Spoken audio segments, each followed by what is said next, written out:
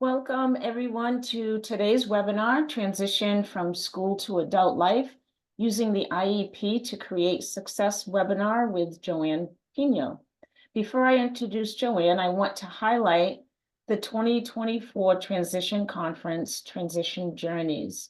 The Transition Journeys will feature timely and relevant information about the transition from school programs to adult services, for people with intellectual and developmental disabilities or autism when they turn 22 years old.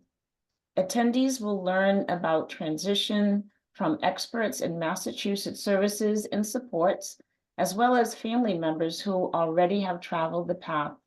Attendees can choose from a wide variety of panels and breakout sessions, visit resource tables in the exhibit area, and hear opening remarks from speaker Cheryl Ryan Chan. Registration closes on April 17th, so be sure to check out the details that are on the ARC of Massachusetts website. Just to let everyone know, this webinar will be recorded, but the recording will stop before we enter into the question and answer portion of the webinar. So let's get going. Let me just welcome Johanne, and as I said, Johanne will facilitate in this webinar. She is the Project Outreach and Training Coordinator, Young Adult Leaders Fellowship Supervisor. Johanne Pino has worked at MAC since 1999. In her role as Project Outreach and Training Coordinator, Young Adult Leaders Fellowship Supervisor, she engages in outreach and provides information and technical assistance to parents, legislators, and professionals who work with children with disabilities or work on legislative issues that affect children with disabilities. She works to assure that school systems across the Commonwealth provide equal educational opportunities for students with disabilities so that the students will be able to fully participate in their communities. By helping to improve special education services and supports for students with disabilities, she helps to ensure that they will have better educational outcomes and will be prepared for further education, employment, and/or independent living. Johanne also supervises the Mass Advocates Young Adult Leaders Fellowship. The fellowship provides young adults with opportunities to learn office skill, self-advocacy skills, and self-determination skills, which they use to share their lived experiences with legislators to help advocate for Mass Advocates priority legislation and to show other youth the importance of self-advocacy. I'm excited to have Johanne speak to us today. I did share with her before we started the webinar that she was instrumental in helping me to advocate for my own son during his transition years. So let me not delay this awesome presentation, and I'll turn it over to you, Johanne. Diane, thank you for those kind words. Thank you so much, and thanks for having me. And I'm really happy to be here and to be able to present this important information to you all. We're going to be holding questions till the end in this, and I believe you need to put the questions into the chat or into the question and answer section so that we can monitor that once we go into the question and the answer session. And again, I'm really happy to be here. So we're going to be talking about the transition from school to a life using the IEP to create success. And the first part, we're going to be talking general overview about specific IEP, about this transition. And then we're going to get into the more specific IEP parts of the presentation after that. So today we are talking about, and hopefully you will come away with learning about the laws that help to protect our kids for transition services. And in Massachusetts, there's two laws that address transition requirements for youth with disabilities. There's the Individuals with Disabilities Education Act, also known as IDEA, and that is special education services that students receive while they're in school. And then there's Chapter 688. That's just a state law that is services for students once they leave special education in school. So again, IDEA is for students while they're in school, ages 3 to 22 in Massachusetts, that the students are in school that IDEA covers. but for transition, it's 14 to 22.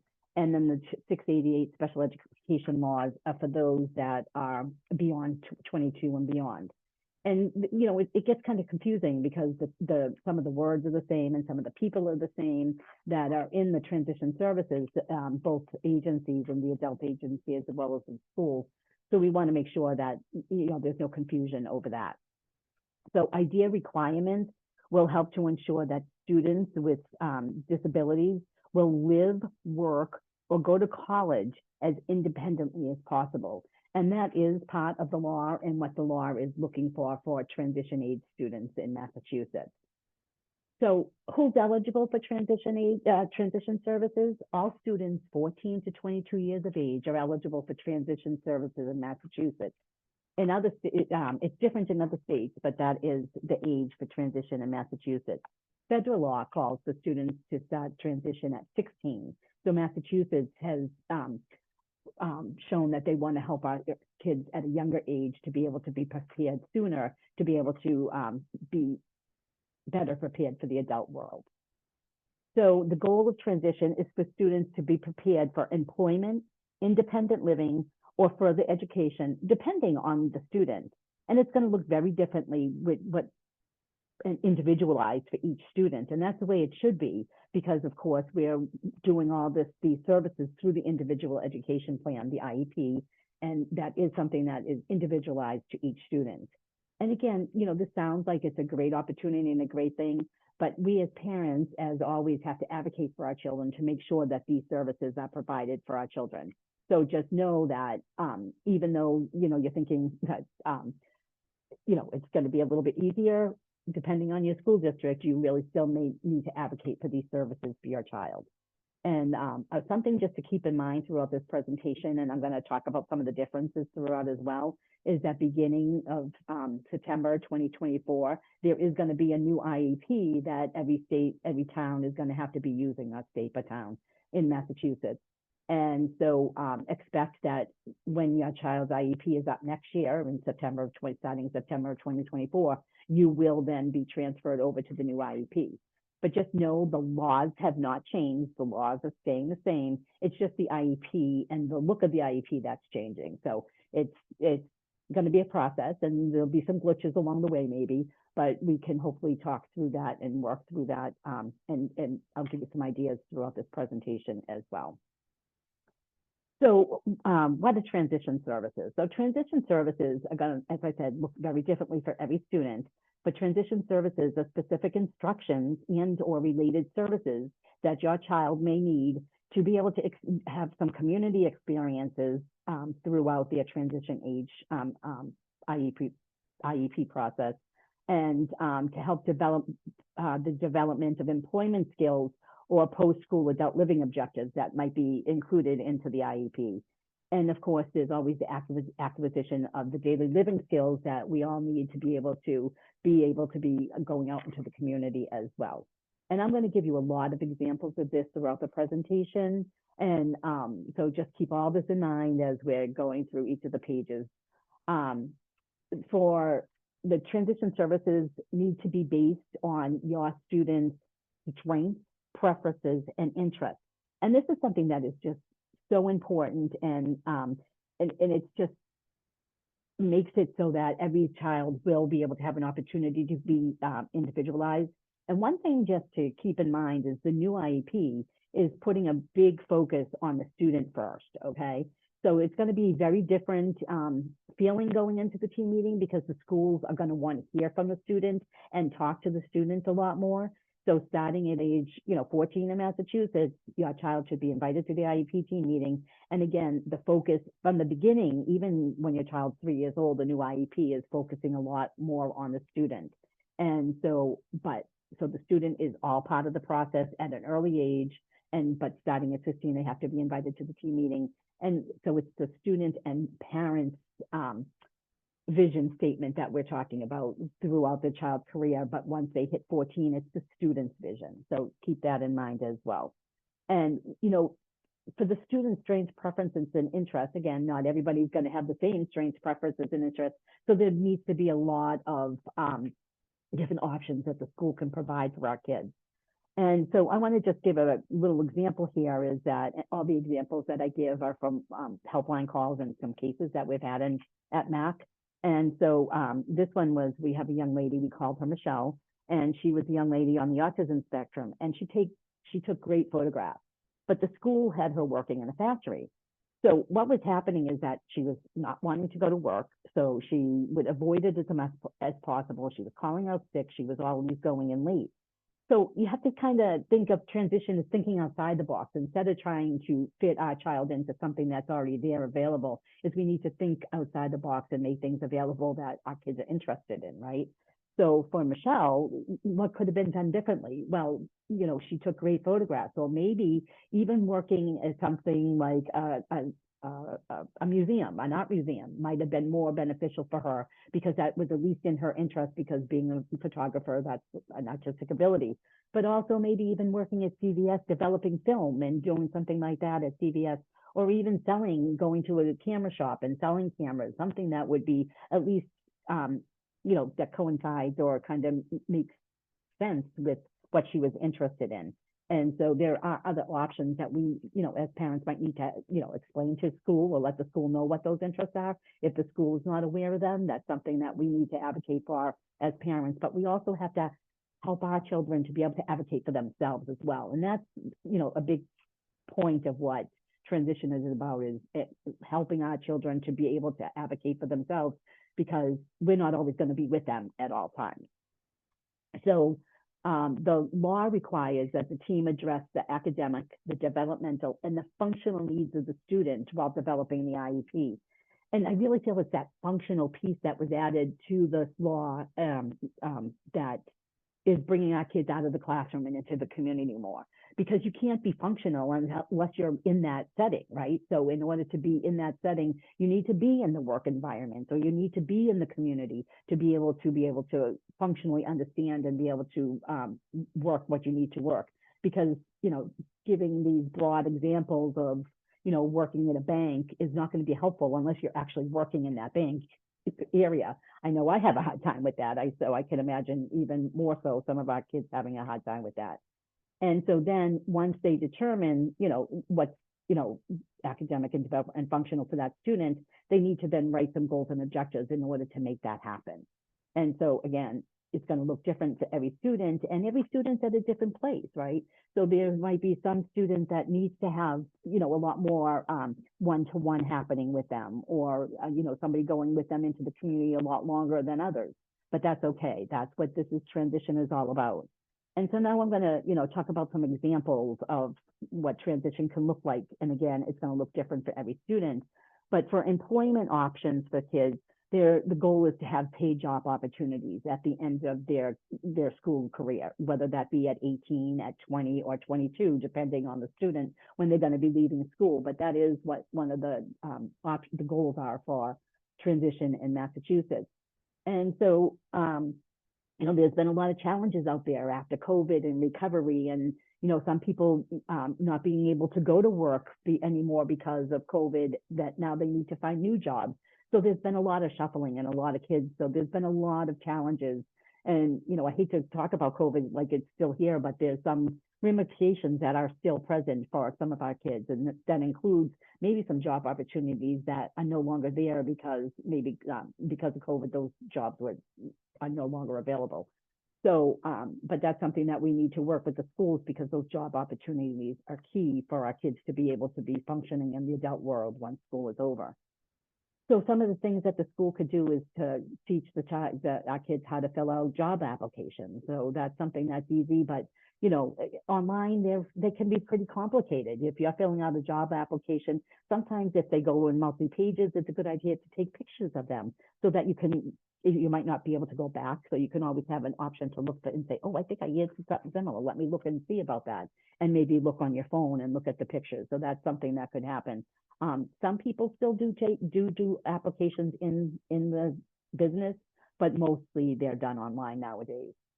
Job interviewing skills is something else that could be written into the IEP. And that's something that a lot of students need a lot of work on. And it's a different world now. A lot of interviews, the first interviews are in these little boxes like we are right now. And, that's a little bit different than meeting in person, but you still need to be presentable, and it's something that the student might need to be explained that even though you're online, you still need to, look nice and be prepared to have a conversation. Also, I always found that it was important that they not only learn how to be interviewed, but also how to interview people, because some of our children, some of our kids might need to be having to hire people later in life to be living with them or to be working with them in the community. So it would be important for them, that would be an important skill for them to learn of how to interview people, so that if they need that, they will have that in their repertoire and be able to do that down the line. Time management is something that all kids need. Even some adults don't need time management skills. So it's really important to teach all our kids some time management. And now with, phones, that the smartphones that are available to most people, it's easier to do that. You can set alarms to be able to say, if I have to be at work at 1 o'clock, I have to give myself an hour, so I have to leave my friends at 12, right? And then I can go to work. So again, this way, teaching students how to set those alarms so they're not late for their work opportunities or for doctor's appointments, whatever the case may be. So, transition of services that facilitate your child's transition from school to that adult life, and whatever they look like, again, depending on where your child is. And, some students might need to work a little bit more on how to dress appropriately, how to shower, those life skills that are important. Social skills is something that is so important, and it's so differently depending on what you're doing. So social skills are very different when you're just out hanging with your friends than they are when you're at a work environment and having social skills with your the people you work with instead of your friends, right? And it's there, so it's very different, and it's a really hard thing to understand that. And it's a struggle that, a lot of people face, that, how to be able to have friends while you're at the work environment, and then, letting go afterwards if that job's over, or if you leave that job, how do you, know if those people want to stay in touch with you? So those are skills that need to be taught to a lot of people. It's a hard thing to learn. But, there's some kids that coming back from COVID was hard. There was a lot of trauma due to, some kids have faced a lot of trauma with COVID. So they're kind of afraid to be in person in some cases, still will get too close to people. So these are skills that we need to watch out for, and make sure that if your child is struggling, you want to make sure you address that with the team as soon as possible. I have an example here of some job skills. So, it's really great that if you have, a work environment that is for young people, but sometimes, there might be older people working in the environment, and you have a youth come in, and the ages are very different. So how do you, make it so that the youth have an opportunity to make some connections in the office? So we began doing our youth fellowship, quite a few years ago now. It was probably 7 to 10 years ago now that we started to do a youth fellowship here at Mac. And our first youth fellow came to work with us, and he was a young man with Down syndrome. And him and I really clicked, and we had a connection. And so we kind of, hung out whenever he was available, or we talked. And so we had that connection. But he has supervisors, and he had work to do. And so, but one of the things, something happened that he got angry at his supervisor, and he sent me an email saying that, I'm going to quit. I can't stand this. I don't like my boss, blah, blah, blah. So I went to his area where he worked, his office, and I kind of talked him off the ledge, and, we talked about it and what he could do differently. And so he then said, fine, he's not going to quit. He's going to work it out with them. So when his supervisor heard that I did that, she first got kind of a little angry at me, because she felt that I should have told her. And I said to her, I said, well, if you came to me with a problem with your boss, I would do the same thing for you. So why wouldn't I do that for him? So then she kind of had her, oh yeah, that's right. She had that moment and that, to me, I was just thrilled that he felt the connection. And I think that's really important. In order to be able to be in a work environment, you do need to make those connections. So that he used somebody that he felt comfortable with to help him through an issue was a great thing, And so we all need to work on being able to maybe be that person for somebody, or be there for our but also helping you to understand that there's always somebody that you can look for that can help, right? There's always those helpers wherever you go. So that is something that might be important. So, remember too that once, something is determined that a student, their strengths, preferences, and interests, so say, for example, you have a student who wants to work in daycare, right? Well, then you need to write goals and objectives for all this, right? So, so if you have somebody, their goal is to work in a daycare near their house, right? So what are some of the goals and objectives that you can write? So you can write, maybe have set up interviews for 3 different daycares in the area so that they have an option to be able to work there. But some of the things that make sure that they have maybe the opportunity to know CPR, so that they have that opportunity to be able to work in a child care, because sometimes that's a requirement. Knowing how to work with students, so there might be some pre-work that needs to be done, but and travel training, how to get to the job site once that job is obtained from that student to be able to work there. And there need to be measurable goals, so that transportation training, that they get to the work site on their 5 days of work with 100% accuracy, right? Something, I'm just making up numbers here, but those are the different things that they have to be, those measurable goals, even for transition. Sometimes thinking that as the student gets older, you don't need those measurable goals and objectives, when even you still do. So for the transition into the independent living skills in the community, there's different things that you need to do and can be included into the IEP as well. How to use public transportation or driver's education, depending. Some kids will be able to drive. And then there's other options like Uber and Lyft, as well as the ride. So how do you use that? There's one young person that I know who has who uses the ride all the time, but they don't know how to set it up. It's the family members that set it up for them. So to me, that's kind of an issue, because God forbid if something happens to that family member, how is this person going to be able to set up their ride, share their ride, if they don't know how to do it? So it's important for our students and our children to know this information. Safety is a concern through the whole process, from soup to nuts, when our kids are out in the community. So we want to make sure that there's goals and objectives written into an IEP that cover safety, including like banking and purchasing skills. How can that be safe? And I think with the way the world is now, and there's all the debit cards, that's a lot safer than kids walking around with money, right? So the debit cards are a good thing, and a good thing for our kids to be able to have, but you need to make sure that they know that they can't give out any PIN numbers or anything like that, so that nobody can take advantage, right? And self-management of medical needs, that's something that it's so important. And again, putting times in there that they have to take their medication, and make sure they might have to test for blood sugar or something like that, to make sure that they have that all into their phone so that they can do that. And telehealth is here to stay, and that's something that it's hard doing a telehealth doctor's appointment. It's very different than being in person. So giving them the opportunity to practice these things is really an important piece to all the being independent, right? Learning appropriate behaviors in restaurants and stores. It's not okay to sit and put your feet up on the table in a restaurant. Maybe not okay at home either, but it's a little bit different when you're home.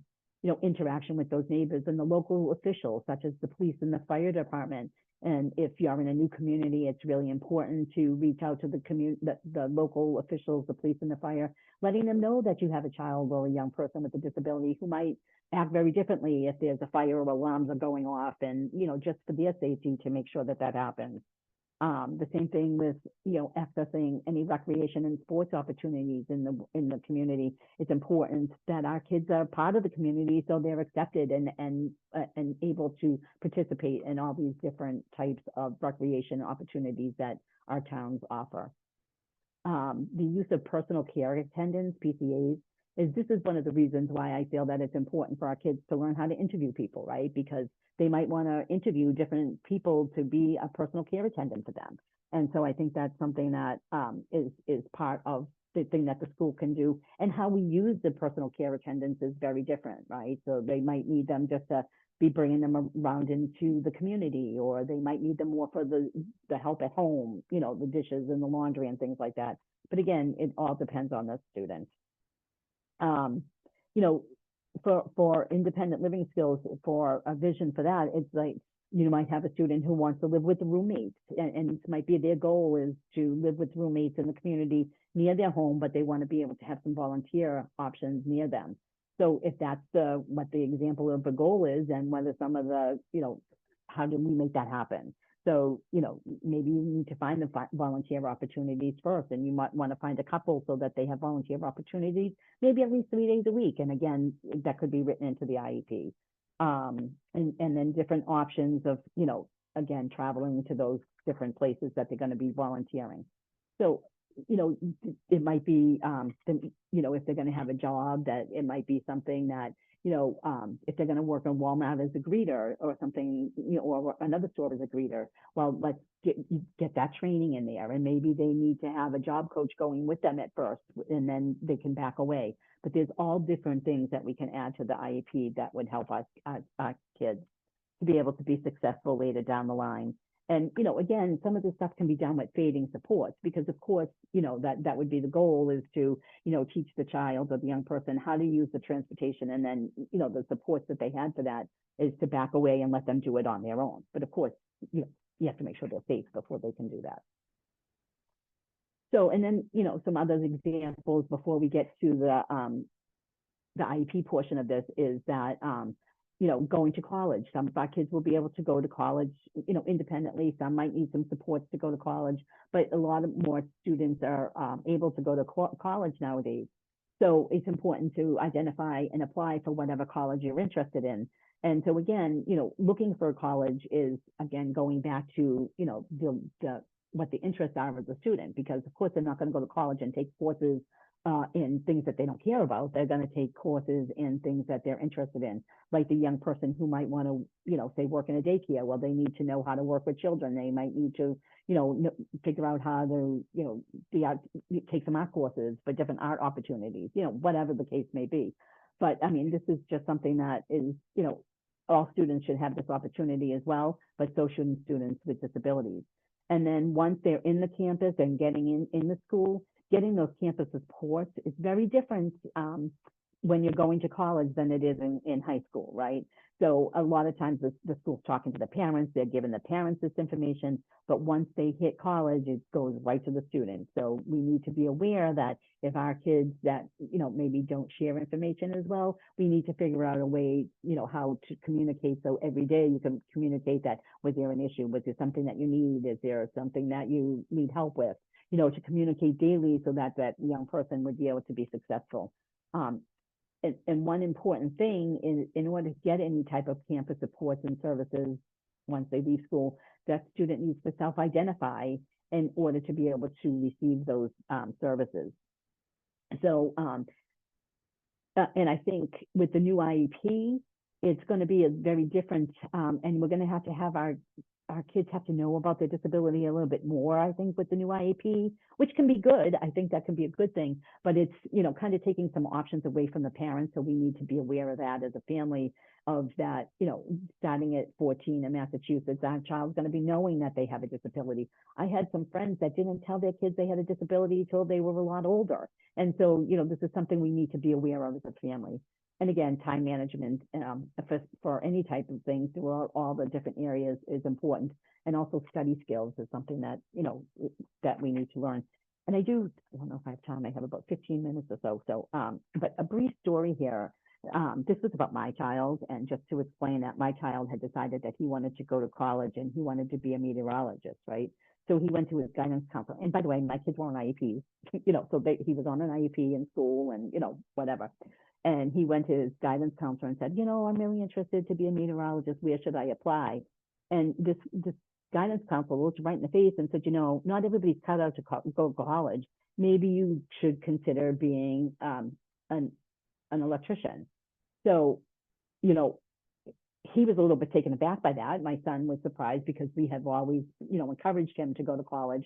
And again, I think it's a great place to work. Being, working in the trades is amazing. My husband works in the trades, and, he provided for his family all these years, and it's been a great thing. But my husband's also had 2 back surgeries, so we know how grueling it can be. So we wanted our kids to have other opportunities. So the goal for me telling this story is that nobody should be telling a child or a young person that they shouldn't be doing something that they want to do. It's like, oh, you want to go to college? Okay, let's figure out how we're going to get you there and what we need to do. So we want to have high expectations for all our kids, and we want everybody to have high expectations for all our kids. And by doing that, she did a disservice because, well, in his case, he was able to, come to me, and I went to the school and said, no, she's not to go near my kid again. And we did work it out that she didn't, and he was okay. But there are some kids that would have just given up on their goal of going to school, and that would have been heartbreaking, right? So just you want to make sure that your people aren't saying things like that to your child as well. Social skills in college, again, is different than they are with your friends, different than they are with your family. So again, to try to understand all the situations and the different environments is something that they need to be working on. Self-advocacy skills is the goal of what transition is about. So advocating for themselves in college is really important because the schools don't listen to the parents. And any technology needs, if it's a technology needs that the student needs, would be there and available if asked for. And some of the adult service agencies like Mass Rehab Commission would have some of that availability to help provide those services or the technology needs for help that they may need as well.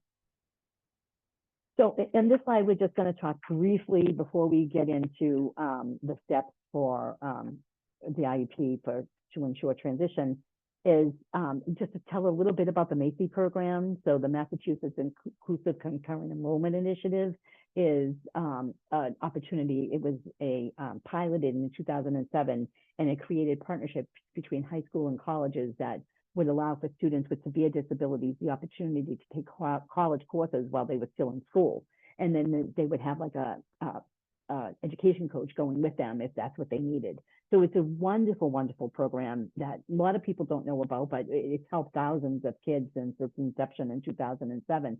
So keep that in mind for your child as you're going through the transition. It's for students 18 to 22 years of age, and the young person from 18 to 20 cannot have passed MCAS to participate. So again, it's for those students that have the higher needs, right? And then from 20 to 22, they can have passed MCAS or not to continue to be in that program.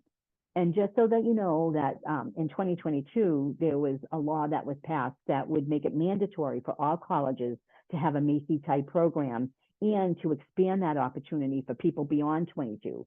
Because what was happening is that once these students graduated at 22, there was no other opportunity for them to continue to be lifelong learners because colleges would not accept them. So now colleges can and will be accepting students, young adults beyond 22 that don't have diplomas to be able to take some courses in college courses, which I think is a great opportunity because maybe they could take a course in college that would, just give them give them a certificate, maybe not a diploma, but a certificate that they could then have a step up of the next person applying for a job. So, again, keep all this in mind as you're writing out your IEPs for your kids. And I'm talking fast here. Please let me know if I need to slow down, but I want to get to my slides. So now we're going to talk about the steps for transition. So the first step is assessment. Okay, so you're not going to get any type of good transition unless you have a good transition assessment. And so that foundation of good transition is an age-appropriate transition assessment that will help to find the student's strengths, preferences, and interests, right?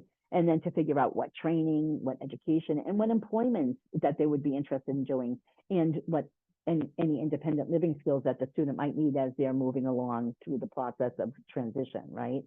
And so, there's the Department of Elementary and Secondary Education, Jesse, has a half-decent website on transition, and they have a list of transition assessments that they recommend. So you want to make sure that the assessment that they're doing, has, good assessments, is a good assessment tool. I have a friend who their daughter was not provided a good assessment tool, and they came up with this harebrained idea of, her and her transition needs. And then, the minute they opened their mouth, they said to the parent, oh, let's pay for an outside evaluation, so they need to be able to make sure that evaluation is done for that student and not just a broad stroke, because we want to make sure they're getting down to what that student wants and not what they want for the student, right? Or And even in that case, of what the parent wants for the student. So they want to make sure that the student really does want what they're saying that they want on their vision statement, right? And that's what a good assessment will do. So step 2 is youth participation. So as I've said multiple times, that starting at 14, your child can be invited to the IEP meeting, although you can invite your child at any time and have them come if you want. And it's up to the school to help determine the best way for the student to participate. So some ideas is maybe they could create a video letting the team know what that student wants, or they could do a PowerPoint presentation to let the team know what they want, or they can help the student to be able to just talk, just like, like they could do. But, they might need to create some social stories on what the process is and how it works, and then and create some social stories about different options of the way things may go, right? And so the whole goal of transition is having more youth to be able to be more self-reliant and to have good self-determination skills, as well as to gain some self-advocacy skills, as I said, because we're not always going to be around with that child. So we want to make sure that the transition services are based on both preferences and what they're interested in, because if they're not going to be interested in doing it, right? Just like if we had a job we didn't like, we wouldn't want to go either. So our kids shouldn't be the same, or are the same, actually. If there's something that they're being asked to do that they don't want to do, they're going to do everything they can to avoid it, right? Some things got to change. Step 3 is the transition planning form. So I'm going to be brief about this only because the transition planning form in the new IEP is not going to be here any longer. So, everything is going to be into the new IEP. The new IEP is going to be an online-based model, and which can be good because if they don't answer certain questions, you can't move on. So if your child, you're going to get an IEP for your child from 3 to 15 that doesn't have IEP pages, but 14. But the year that your child is turning 14, they're automatically going to generate these IEP transition pages. So now transition is going to kind of be automatic, right? Or they're going to at least start discussing it automatically. But you still need to be prepared to let them know, well, I know we need to do this. Did this happen? And the transition assessment, it's going to happen now, you hope, all the time, because you can't move forward unless it did, right? So with the new thing, but right now there is a transition planning form that is a required form to, plan for your child for transition. One thing, that transition planning form is not part of the IEP. So the good thing is that now it is going to be, and whatever is written into that transition planning form needs to be, put into the IEP, because the transition planning form is not part of the IEP. It has to then be written over. But again, we're not going to have to worry about that after this year. So, if you have an IEP meeting still coming up, you still have to worry about the transition planning form. So just keep that in mind, because the new IEP in most towns, some towns are doing the new IEP already, although I haven't met a town that has yet, I don't think. For the most part, it will be next year that you get there will no longer be that transition planning form. But if this year you have that transition planning form, you want to make sure that everything that's in that form is then written into the IEP, so then they can write goals and objectives about them, right? And make sure that they happen, because it's the IEP that's the legal document, not the transition planning form. So the 4th step is to write goals and objectives, post-secondary and annual goals. And what that means is that the post-secondary goals is what they want to do once they leave school, right? But then you're going to be writing annual goals to say how we're going to get to the post-secondary goal, right? So, what training do they continue to need to do that? So say, for instance, they want to go to college to be a scientist, right? And so then they need to take some science courses. So what further education and training do they need? They need more science experience, right? What type of employment? Well, maybe they can work at a lab, and we have a lot of labs in Boston and in all around town that have laboratories for medications and drugs. We have all that here. So we have a lot of opportunities to give kids the opportunity to work in that type of environment, if that's what they're interested in. And just remember too, a lot of students, even regular ed students, change their minds. So this is why it's important to make sure that, these IEP goals and post-secondary goals and objectives are looked at yearly, because maybe that student has changed their mind and want to maybe because they decided they don't like science anymore, which can happen to anybody, right? So you want to make sure that you look at those all the time. And then the fifth one is to determine the transition services, okay? And that's what we've been talking about, those services that we were explaining earlier, is to determine, what are the services that they're going to be providing? What employment goals and objectives are they going to be written? Are they going to be going to college? If so, what goals do they need to be written for that? What self-advocacy skills do they need to be able to do any of this? And if they're going to be living independently, what they need to do.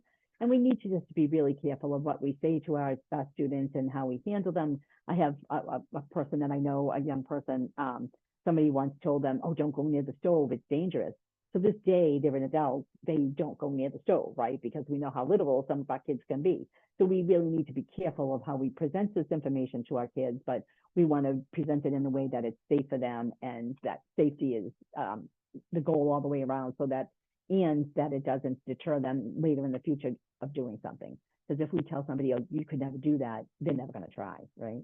So, and graduation. So when a child is ready to graduate, you want to make sure that there's a graduation date in there. So one thing that's a little concerning to me is that you don't get that graduation, the expected date of graduation, until the child is transition age right now, because it's on those transition pages.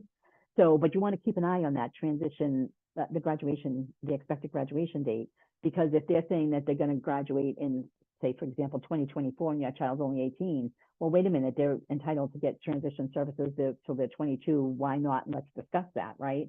So you want to make sure that your child's getting the services they need. There's some kids that are going to graduate at 18 years old with their peers, and that's okay. But there's some that may need to stay longer to be able to get those transition services and other services that they didn't get during the school year. So if you feel that your child did not receive a free and appropriate public education, FAPE, right, then you can reject that graduation date, and stay put comes to effect, and that means that they would stay and work on the last agreed upon IEP until things are worked out. So you would be able to then go get an evaluation to make sure, a transition assessment somewhere, and, come back and have a meeting, just like any other stay put options that you have throughout the year. And I'm just going to take a few minutes, and then we can stop for questions to talk about that 688 transition. So remember, the 688 transition services are those services that a student will receive once they leave special education. So again, it depends on the age of the child, but at 18, they might be able to get transitions, adult 688 services, but you need to make sure that the school does a 688 referral. That is the school's responsibility to send a referral to the adult agency that the student would work with once they leave school, right? So depending on your child and their needs is depending on what adult agencies. There's quite a few adult service agencies. Mass Rehab Commission is one. The Department of Developmental Services is another. The Mass Commission for the Blind, Mass Commission for the Deaf, and I might be missing some other ones, but those are some of the ones that I can think of off the top of my head. But one of the most important things you need to know about 688 and about transition and those adult services is that it's not an entitlement.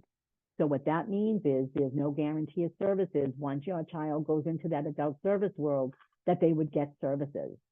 So that's why it's so important that the 688 referral is made, because that is going to start a planning process for the adult service agency to be able to plan for your child 2 years down the line at least, right? So it's just so important for them to be able to do that, because if they don't have money in the budget for your child, they can say, sorry, no services, we don't have the money, and you don't get anything. And that's a scary thought, because there's that cliff that they're getting these services in school, and then once they leave school, if they're not getting these services, what happens? So, you want to make sure to the best of your ability that that doesn't happen. So again, 688 is not an entitlement or a guarantee of services, and it's not a continuation of special education services. And as a matter of fact, it's going to look very different, because you're not getting the one-to-one supports like they may have in school. So again, just keep all this in mind as, the importance of getting some transition while they're in school, because that's where there's a guarantee of services, okay? While that student is getting the special education IDA services that they should be getting in school, those are guarantee of services. So who is eligible for 688? So there's some students that are automatically eligible for 688 services, and those are the students that are receiving SSI or SSDI, or anyone listed in the MAP Commission for the Blind Registry. They're automatically, eligible for 688. Everybody else is a determination. So all students referred must be receiving special education services. So again, that's why 2 years before they leave school, that referral needs to be made. And they'll be in need of continuing services. So, there might be some students that really don't need a lot of services, so they would be referred to the Mass Rehab Commission, right? And they would get some supports and, some opportunities to be able to get some job coaching and things like that. And then the other agencies have more in-depth support, but again, it all depends if they have the money or not. And again, the student that is referred should be unable to work 20 or more hours in a week, not a school week, I'm sorry. So, if there's no guarantee of services, people ask, why is it important? And again, I can't stress enough, it provides that time frame and the timeline for the school, for the adult service agency to create an individual transition plan, which is like the adult version of a IEP. And it also identifies the state agency that will be working with the student, right, once they get into the adult world. And that individual transition plan is developed, and then once they're ready for their services, it would be provided to them. And again, so it's all a planning process. And so this way they know if your student is a student that has a lot of needs, then that transition planning for the, right, now I'm forgetting the name of it myself, that, that individual transition plan is really important for them to know what services they need, and they'll have to figure out how much they would need for that student, right? The individual transition plan outlines what day programs the student might be using, or what vocational programs or services they might need, if they need any type of residential type of services, which a lot of our students do, and what other supports are needed. And again, depending on the student is depending on the amount of services that they need. And I already said that, and that transition planning form should be completed before the student turns 22. Okay, so this is just a list of resources, and I really appreciate you being here. And now we're going to stop and open it up for questions. I think I'm a little bit beyond, but we have about 10 to 12 minutes for questions. That was great, Joanne. And I really appreciate the fact that the new IEP is going to put a lot of focus on the student. First thought that came to my mind is person-centered planning. Yeah. But person-centered that's exciting for all these students. So we are, as Joanne said, we will go into the Q&A. We're going to stop the recording at this point.